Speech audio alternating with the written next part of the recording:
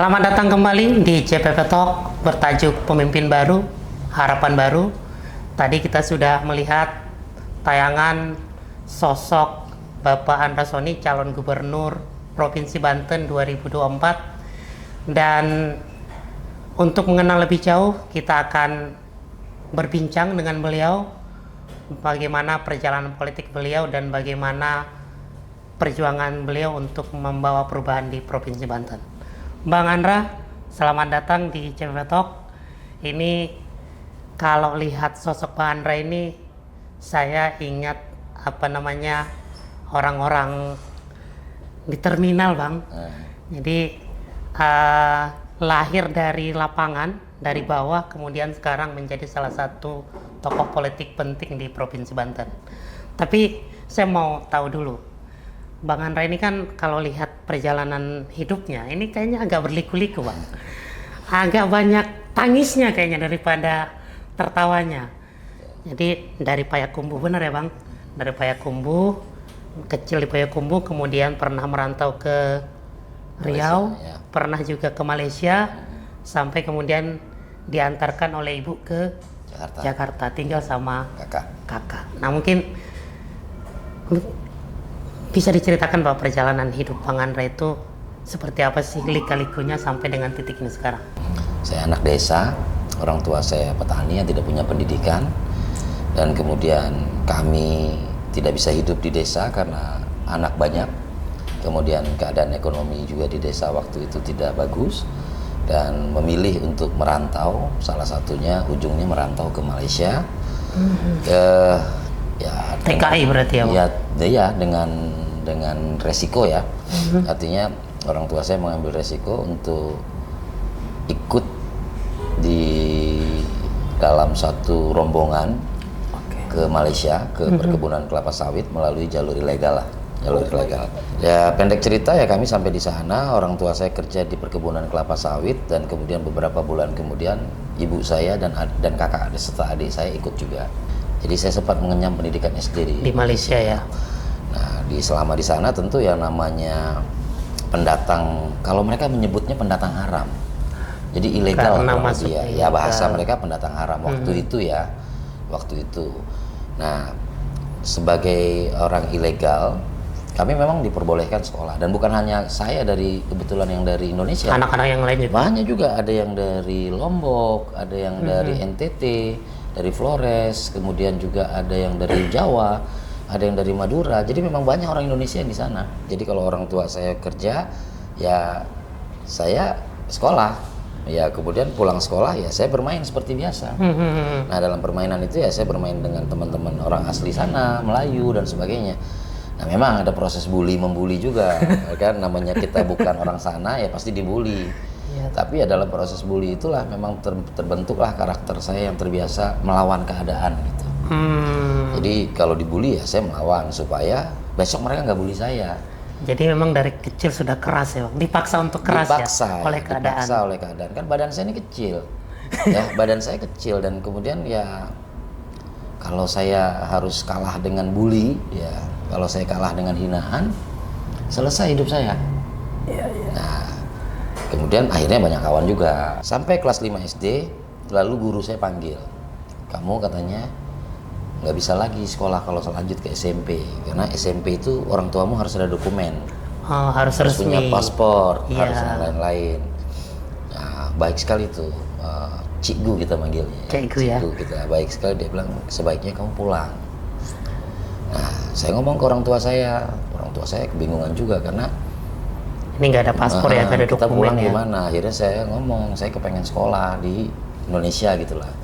Nah, saya kan punya kakak saya baru menikah, kakak pertama ya, yang kebetulan salah satu-satunya dari 6 bersaudara yang nggak ikut ke Malaysia. Nah, saya diantarlah ke beliau di Jakarta. Nah, saya tinggal dengan beliau, saya sekolah lagi di sini, mulai lagi dari kelas 5.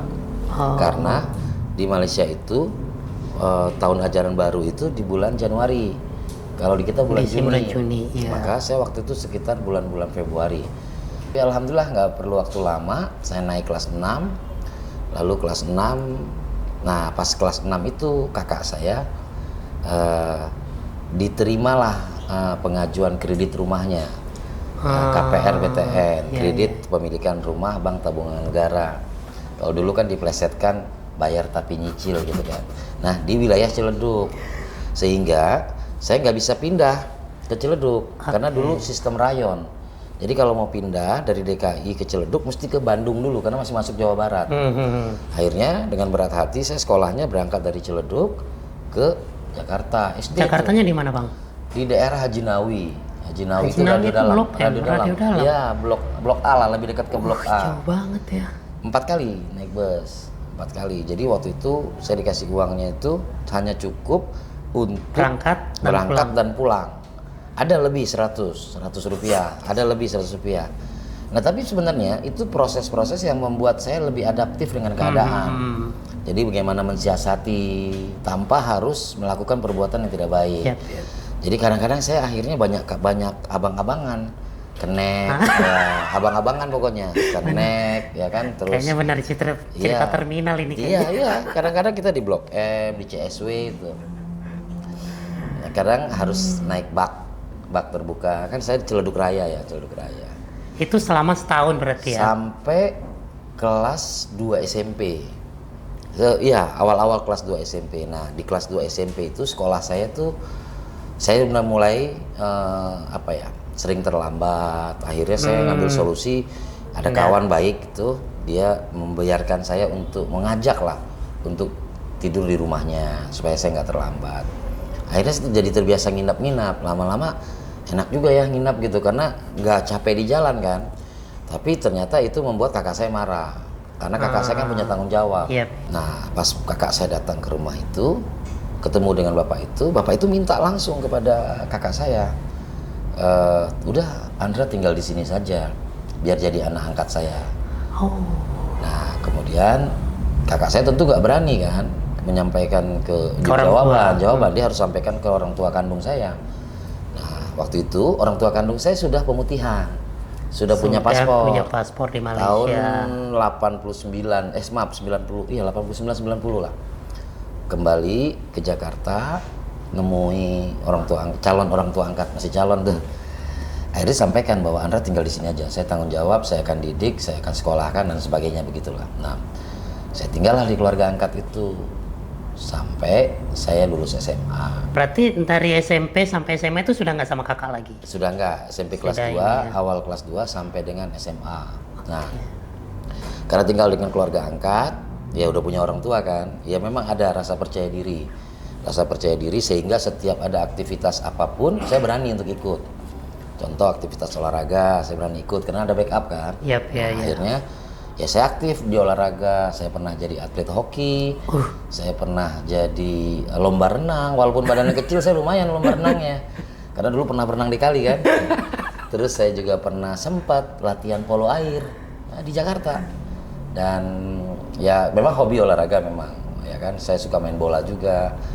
Nah dalam pergaulan itu ya saya memang banyak dapat kawan lah. Siap. Nah kemudian berubahnya perjalanan saya itu dimulai waktu mau masuk SMA kelas 3. Mau masuk SMA kelas 3, orang tua angkat saya meninggal. Baru mau masuk itu persis pas final Piala Dunia 94 Brazil lawan Italia. Adu penalti. Ingat banget loh beliau. Tahun 94 ya, bulan April kalau saya tidak salah itu. Nah waktu itu orang tua saya meninggal, saya lanjut SMA. Nah lulus SMA, bapak angkat saya ini pendiri salah satu organisasi Angkatan Muda Siliwangi namanya di Bandung. Ya. Kemudian juga pernah menjadi anggota DPRD Kabupaten Bandung dari utusan golongan, tapi tahun 70-an. Ya itu saya tahunya setelah tinggal di situ, dan tamu-tamunya kebanyakan politisi. Saya pernah lihat W.S. Rendra, saya pernah lihat Remi Silado, kemudian saya pernah lihat beberapa aktivis-aktivis yang sekarang punya nama besar juga waktu saya kecil itu. Jadi memang waktu SMA itu sudah SMP SMA itu sudah bergaul dengan para aktivis dan politisi ya, secara tidak sengaja. Secara tidak sengaja. Nah baru mulai lebih agak tahu tentang politik itu kelas 2 SMA saat saya dipindahkan ke Jogja. Jadi makin intens. Makin banyak tuh melihat, mendengar, membaca. Terus ada demo-demo tentang SDSB, sumbangan dana sosial berhadiah, dan lain-lain lah. Tapi saya nggak ikut, saya cuma ya ada dalam situasi itu. Itu sih pengenalan tentang politik di awalnya. Nah ini ceritanya kita tahan dulu nih Bang. Oke, ini ceritanya semakin menarik sebenarnya, tapi nanti kita lanjutkan di segmen berikutnya.